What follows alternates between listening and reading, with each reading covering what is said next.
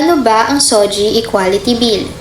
Ang sexual orientation and gender identity expression, na kilala rin sa tawag na Anti-Discrimination Bill, ay isang batas na iminungkahi ng Kongreso ng Pilipinas. Ito ay inalaan upang maiwasan ang iba't ibang mga pang-ekonomiya o pampublikong aksyon na may kinalaman sa diskriminasyon laban sa mga tao batay sa kanilang sexual na orientasyon, pagkakakilala ng sarili o pagpapahayag. Ang bersyon sa House of Representatives ay pumasa sa ikatlong pagbasa nito kumakailan noong Setyembre 20, taong 2017.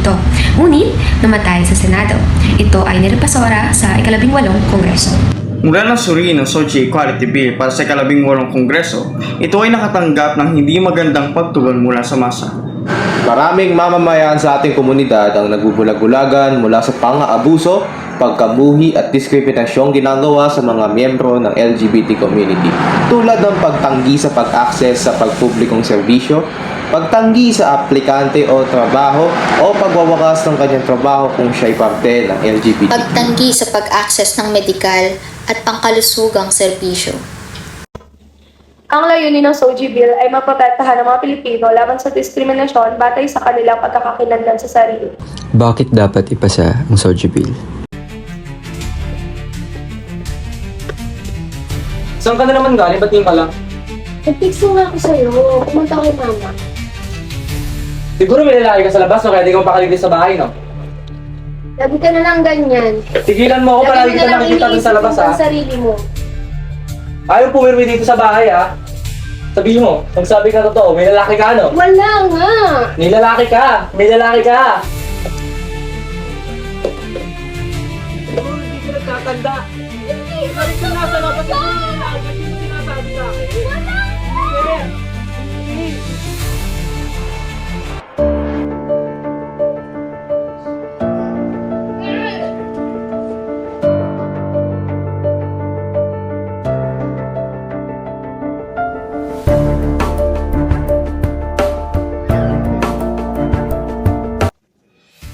Buntis ako! Magkakakapatid ka na! Sasaktan dahil magkakaroon sa ng isang kapatid. Ano ba tayo?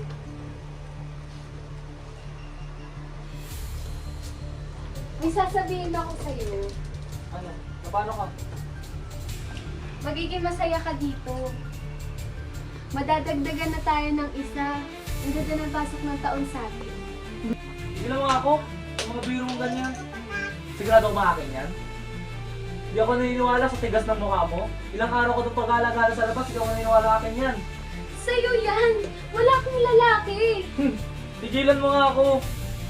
Palagi ka nasa labas, hindi na ako magtataka kung ganyan mangyari sa'yo. Iniisip ko lang yun! Hindi yan totoo! Sana naman pakinggan mo na ako kasi maselan ako. Masailan? Masailan? Kung ayaw mo sa amin, aalis na lang kami. Aalis? Aalis? Hindi! Sino Wag! aalis ka? Saan ka pupunta? Sa tatay na ba? Aalis ka? Hindi! Hindi ka alis! Hindi ka aalis! Hindi ka alis! Dito, dito, dito ka! Dito ka! Wag! Dito ka! Ay, napapala ng malandi! Malandi ka! Huwag ka lalabas dito, ha? Huwag ka lalabas dito, tatamaan ka sa akin! Walang aalis dito sa bahay na to, ha?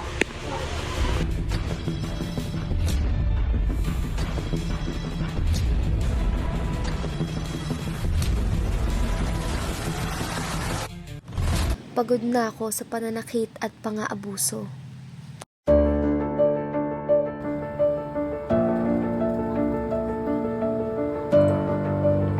Hello po? Dito po kuya?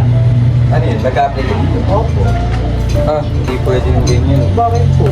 Tingnan mo yung... Ano pong mali sa suot ko? Ano ka ba? Babae o lalaki? Babae? Eh bakit ganyan yung mukha mo tsaka yung tsura mo? Ang laki ng katawan mo. Tsaka yung pananamit mo hindi bagay sa'yo. Ano yan? Now sir, hindi po kayo tatanggapin dito.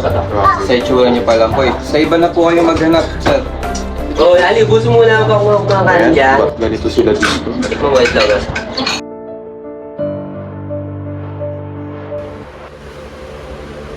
Hello na! Hello, ma. Eto, ayos lang, ma. Ano ba yung itsura mo? Palong-palo naman yung glass on mo ay? Ay, nag-apply kasi ako ng trabaho, ma. Walang kumukuha sa akin. Dahil ba sa itsura ko? May mali ba sa akin? Bakit? Ano ba yung apply bantayan mo, gay bar? Hindi, sa opisina. Opisina, tas ganyan ang itsura mo? Oo, ano mali dun, ma? Alam mo, dapat kasi ayusin mo yung mga pananamit mo, yung mukha mo. Kung lalaki ka, maging lalaki ka. Ma, babae ako.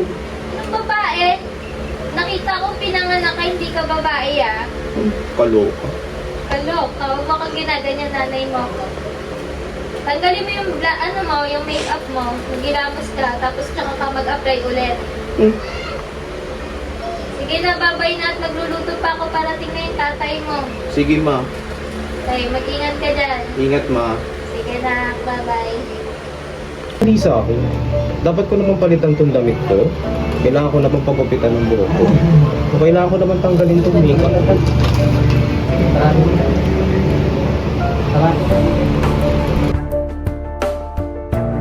Pagod na akong hindi tinitignan bilang tao.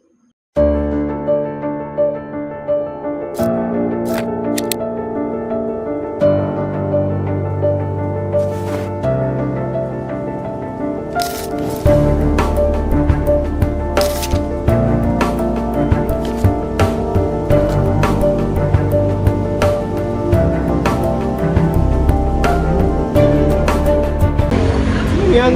Uy guys, nakita niyo na ba to? Ano yan? Si Trisha, tatakbo daw siyang president eh. Bakit siya? Bakit? Ano bang problema sa kanya? Eh di ba may yan sa ACADS? Ba't tatakbo pa president? Dapat lalaki, ikaw kaya. Oo nga, ikaw na.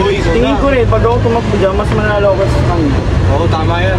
Magaling ka din eh. Ikaw nga tumulong sa selection ka. Ano ba yan? Bakit naman ganyan yung tatakbo? Tsaka bakit babae? Last year babae yung tumakbo pero wala nang masyadong nangyari. Hindi na nakikinig mga student kasi babae siya. Kaya mas Oh, okay ikaw pa na na lang. Sige na, tumakbo ka. Tama pa ba tong desisyon ko? Dapat ko pa ba talagang ituloy tong pagtakbo ko bilang school president? Or hindi na lang? Baka nga tama sila. Baka talagang hindi ako para rito kasi babae ako. Pero kung patuloy akong makikinig sa sinasabi nila, paano ang sarili ko? Paano ang kagustuhan ko? Pagod na akong tignan bilang isang mahinang babae. Dapat nga bang ipasa ang Soji Bill? Bakit hindi kung may mga ganito? Ngayon, alamin natin ang opinyon ng iba tungkol dito. Magandang araw, Kapsuenyos. Ngayon nandito tayo sa CBSU Carmona kung saan aalamin natin at iba't ibang pananaw ng estudyante tungkol sa Soji Bill. Tara!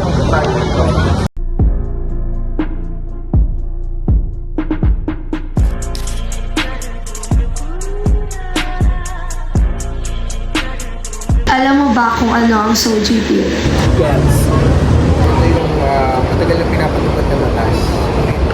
Ito ay hindi pa na ipapatupad Sa pagkakalam ko, ang Soji Bill ay isang batas patungkol sa mga LGBTQ, lalo na sa ngayon kasi para maiwasan ang discrimination sa kanila. Yes, Soji Bill is yung bill na propose sa Senate or sa Congress wherein they are actually wanting to have more rights pagdating dun sa soji ng isang tao. Tingin niyo ba ay malinaw sa publiko kung ano ang tunay na layunin ng Soji Bill? O marami pa rin maling impormasyon na kumakalat? Sa akin, malinaw naman sa publiko kung ano yung Soji Bill. Soji Bill is not all about for LGBTQ. It's for all the people. Sabi nga ni Francisco and then the Senator Risa Tebel, Soji Bill is not focusing on pagbibigay ng proteksyon sa mga LGBT, kundi pagbibigay ng proteksyon sa lahat. Katulad ng mga kababaihan, kalalakihan, nakakaranas din ng discriminations and also nakakaranas ng molestation sa ibang tao. So, karamihan kasi sa ating mga Pilipino, tingin nila ang Soji Bill is only for LGBT. Pero kung titingnan yung aspeto ng pinaglalaban ng mga tao behind that law is hindi lang talaga for LGBT, it's for all Filipinos. Ako bilang estudyante, napapansin ko lang, katulad yan, nagkakaroon tayo ng nagkakaroon tayo ng ganito, nag-interview tayo, nilalaman natin kung ano yung sagot ng bawat isang estudyante. Para sa akin, hindi pa nila alam. Kumbaga, ang alam lang nila is mali para sa para sa atin na ipatupad yung SOGB. Since ang usapin na ngayon kumbaga sa religion bumabase, since ayaw nila ng same-sex marriage. Kasi nga, ang inaano nila is nasa Biblia, gano'n. Tapos, yung about sa mga LGBT. Honestly, hindi naman about lang sa LGBTQ yung SOGB. Halos sa lahat din. Kaya nga, inequality. Ay, kumbaga, ang tinutugon nito is equality. Actually, to tell you honestly, it is not yet being, parang hindi pa siya gaanong malinaw sa publiko. Kasi hanggang ngayon, sinasabi pa rin ng publiko na it's parang more of the rights lang ng tao yan. Bakit pa kailangan ng bagong, or ba't kailangan pa ng additional na bill pagdating sa against discrimination. So, hindi kasi malinaw sa kanila na yung SOGI bill is more of the anti-discrimination law pagdating sa mismong SOGI ng tao. So, yeah. Mostly sa atin, ayun nga, SOGI bill, yung first perspective natin doon sa talakayan na yun is para lang siya sa mga LGBTQ+. And wherein, yung sa totoo is, hindi lang siya para sa kanila, kundi para sa lahat ng gender. Kumbaga, para siya sa pagkakaroon ng equality. Pabor ka ba sa pagpapatupad ng SOGI bill at ano ang mabibigay mong mensahe tungkol sa usaping ito? Oh yes, bilang part din ako ng non-government organization and soon to be, syempre, bilang part ako ng LGBT, pabor ako na ipasa ito, na dapat ipasa agad. Kasi kung titingnan natin, ilang taon nang pinaglalaban, ilang politiko na, ilang kongresista na, ilang senador na ang dumaan, ipinaglalaban ng SOGI bill. Pero bakit hindi siya pinapasa? Dahil sa tingin nila na hindi tama, pero sa tingin ko bilang parte ng LGBT ay tama. Dahil ayun nga, pinaliwanag ng isang senador na hindi para sa isang samahan lang o hindi para sa isang grupo lang ang SOGI bill, kung hindi para sa buong tao. At kung para sa buong tao, mahalagang ipasa dahil karapatan natin na magkaroon ng ligtas at magandang batas para mapangalagaan tayo sa mga problema o mapangalagaan tayo sa mga papasok sa atin. So ayun, ang mensahe ko lang, sana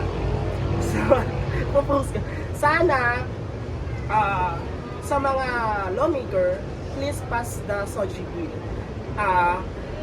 Ipasa to sa madaling panahon at ipasa to para sa kaligtasan ng Pilipinas. Bakit? Kasi kung tayo ay kumbaga kung gusto natin ng pagkakaisa, kung gusto natin ng